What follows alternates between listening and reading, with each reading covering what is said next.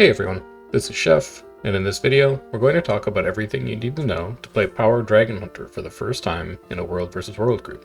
This includes basic profession mechanics, build options, synergies, rotations and skill combos, and your role in a larger organized squad. Each of these sections is timestamped, so if you'd like to skip around the video to the parts that you want to see, go right ahead. Dragonhunter's role in an organized group is to generate high spike damage through use of its symbol and trap mechanics, though the profession also offers some defensive utility and boon support to your group overall. Your profession's specific skills, called your virtues, are enhanced versions of the base Guardian virtues. F1 applies a chain to a targeted enemy and can be activated again while the chain is active to pull foes to you. F2 is a ground-targeted leap that you can use to reposition quickly, while clearing immobilize and other conditions from yourself. And F3 is a damage mitigation skill that blocks attacks from enemies and a cone in front of you, enabling Dragonhunter to mitigate damage across your party and your squad. To start, I'm going to show an example clip of me in a fight, and then we'll pick apart and discuss each element of the build and what it contributes to this rotation in your skill combos throughout the rest of the video. We're gonna push up right now. 3-2 invoke, cut right. Walls are here. 3-2 walls are here. Walls are here. Turn, look behind, cleaver. Fully. Good. We're gonna push down right now. 3-2, push back down right. Down right. Alright, I'm throwing yellow. Alright, look towards. I'm gonna push up, left, down. 3-2, 1, push up left, and breach on me here. Breach on me. Big cleaver. Grab my feet. We're gonna push the DT up down in 3, 2, 1. Down. My feet. Grab me. Alright, we're gonna peel with the arrow now. 3, 2, 1. Coming right side. Peel on me. Looking. Grab my feet again. Walls Down. 5. Down. 3, 2, 1. Copy. Push left here. I got punted. Push left here. Walls are here. Just wall me here. Big bomb. Get down. Thinking. Chase, just, yep, room it down, surround us. Good. Pulling. Let him run. Beginning with our gear, we'll be using a mix of Marauder and either Dragons, if you own the End of Dragons expansion, or Valkyries, if you don't. Dragonhunter gets an impressive 55% crit for free from traits and boons, so you want to aim for 45% crit chance unbuffed with whatever mix of attribute prefixes you choose to run. The build linked in the video description is optimized to do this, but it's not the only combination that works here, and if you're lazy, just running full Marauders is fine as well. For our weapons, we'll be using Greatsword and Spear. On each of our weapons, we'll use a Sigil of Force and a Sigil of Energy for a flat damage increase overall, while allowing us to dodge more. For runes, we'll use Runes of the Scholar to stack additional ferocity and power, and for our relic, we'll use Relic of the Brawler. For utility skills, we'll use Shelter, Stand Your Ground, Test of Faith, Recession of Blades, and Renewed Focus. Shelter is your heal, but more importantly, it's a 2-second channeled block and an important part of your ability to mitigate incoming damage. Stand Your Ground serves much the same role here as it does on Support Firebrand, as a source of stability for your party, but some of your trait choices also rely on you having the Resolution boon active, which Stand Your Ground also provides. Test of Faith and Procession of Blades are both damage skills, and will place a trap at your feet when activated. It's usually best to try and place these traps where they'll immediately activate and apply damage, unless you're very sure that an enemy group will walk over them when your own group is using their spike damage. Finally, Renewed Focus is a damage mitigation skill that gives you 3 seconds of invulnerability, while also recharging each of your virtue skills, your F1 through F3. If you feel like you need to use Renewed Focus to survive, try and get at least F2 and F3 on cooldown, so that you can refresh them as you use Renewed Focus. For our traits, we'll use Radiance 2-3-3, Virtues 1-1-3, and Dragonhunter 3-3-1. In Radiance, we get our first passive boost to our crit chance from our minor trait Radiant Power, giving us an extra 10% crit against burning foes, and an extra 150 ferocity. Burning is a very common condition in World vs. World, and we can also generate it ourselves using our F1 virtue, so it's easy to assume that this crit boost will usually be active. We also refresh our F1 virtue every time we defeat another player with Renewed Justice, making it easier to spread burning to foes. In our major traits, we take Right Hand Strength, despite not using any one-handed weapons, to get a free 4% crit chance or so. We take Righteous Instincts to get an additional 25% crit while we're affected by the Resolution boon, along with a bit of free might every second. And finally, we take the major trait Retribution, to give us an additional 10% strike damage while affected by Resolution. Your sources of resolution on Dragonhunter are on Stand Your Ground, Spear 2, and Greatsword 4, in addition to whatever you get from the rest of your party. So you'll want to be using these abilities during your spike damage rotation in order to make sure you're getting the bonus critical hit chance and strike damage from your Radiance Traits. In Virtues, we further improve on our resolution uptime and pick up even more strike damage increases while we're at it. Our minor trait Power of the Virtuous reduces the cooldowns on our Virtue skills, letting us use F2 to leap and F3 to block for allies more often. Virtue of Resolution minor trait gives us resolution anytime we activate a virtue, and makes our resolution last longer, which helps the uptime of our traits in Radiance. While Inspired Virtue gives us additional boons on each of our Virtue skills, as well as a flat 1% bonus damage per boon, which can be up to 8% extra damage in World vs. World if you have all boons on you. In our major traits, we take Unscathed Contender, giving us 7% bonus damage while above 90% health, and an additional 7% damage when affected by Aegis. We take Inspiring Virtue, giving us a bonus 10% damage after activating any of our virtues. And finally, we take Indomitable Courage, turning our F3 virtue into a source of group stability and personal stun break for even more survivability. Finally, in our Dragonhunter trait line, Pure of Sight gives us bonus damage based on our distance to an enemy, starting at 5% in melee and increasing to 15% as we move further away. Dragonhunter in groups is a very melee-oriented profession, but at worst, this still counts for an extra 5% bonus damage. In our major traits, we add a damage coefficient and immobilize effect to Wings of Resolve, our F2 virtue, and we also increase our base movement speed. We improve the radius and duration of our party-wide F3 virtue Shield of Courage, and we heal ourselves and remove conditions anytime we block an attack with Hunter's Fortification. Even though this trait has a 1 second internal cooldown, many of our channeled block abilities are longer than 1 second. Hunter's Fortification will trigger a maximum of 2 times off of your heal skill Shelter, and a maximum of 3 times off of your F3 virtue Shield of Courage, in addition to triggering off of any Aegis you get from the passive effect of your F3 virtue, or off of Aegis that you receive from other party members. Dragonhunter's damage rotation and skill combos are complex, both in terms of the number of skills that you use to contribute to it, as well as the conditions and requirements that you have to maximize your strike damage. So let's go over each of these in detail. We're able to deal our maximum amount of damage when the following conditions are true.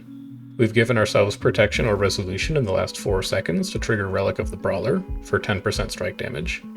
We're attacking a foe with Burning to trigger Radiant Power for 10% crit chance. We have Resolution on us currently to trigger both Righteous Instinct for 10% crit chance, and also to trigger Retribution for 10% strike damage. We've activated a Virtue in the last 6 seconds to trigger Inspiring Virtue for 10% strike damage. These are the 4 steps of your damage rotation that you personally can make sure are true. There's also the bonus damage from boons in Inspired Virtue, and the bonus damage for Aegis and health from Unscathed Contender. But these are a little more difficult to control, and you can generally leave these up to the supports in your party to do a good job on. The easiest way to make sure these 4 conditions all apply as you begin your damage rotation is to use your F1 Virtue to apply Burning, while also activating Inspired Virtues, and then using Stand Your Ground to generate Resilience for Relic of the Brawler, Righteous Instinct, and Retribution, while making sure you also have Stability so you aren't crowd controlled during your rotation.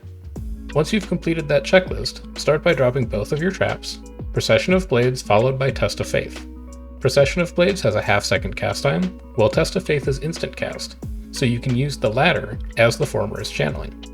With your traps activated, follow up with Spear 5 to illuminate the rest of your spear skills, cast Spear 4 at your feet to make sure that it's illuminated, then cast Spear 3, making sure that you're still inside of your original symbol from Spear 5 to illuminate this skill as well. Weapon swap into Greatsword, use Greatsword 4 to reapply Resilience to yourself while dealing damage, and end with Greatsword 2. You can use Greatsword 3 to reposition yourself and deal a bit of extra damage if necessary, along with your F2 Virtue. Otherwise, cast Greatsword 4 again once it comes off cooldown, weapon swap back into Spear, and use your Spear auto attacks until Spear 5 and your traps come back off cooldown to start your damage rotation again. The biggest difference between a good Dragonhunter and a great Dragonhunter is not the exact order that you use these skills. Instead, it's in the positioning and placement of those skills. And while that's true for many professions in World vs. World, it's arguably more important on Dragonhunter than almost any other damage profession currently in the game mode. Almost all of your skills on Dragonhunter are placed at your feet and have a relatively small damage radius, so you need to be close enough to enemies to apply damage effectively, but not directly in the middle of an enemy stack where damage is highest. Instead, your goal on Dragonhunter is to attack the fringes of a group, trying to overlap your damaging effects with enemy players while staying in a relatively safe position yourself. The best way to do this is to practice your rotation in the Special Forces training area, or in Armistice Bastion, on the golems, or even just to look at the size of the symbols attached to Greatsword 4 and Spear 5, as this is about the radius of most of your damaging abilities. In a fight, try and cast your skills on one side of the symbol, while keeping enemy players on the other side, and you'll usually have enough distance between you and opposing players to stay relatively safe. If you do find yourself too deep inside of an enemy Zerg, the good news is the Dragonhunter has a lot of personal survivability tools and active defenses.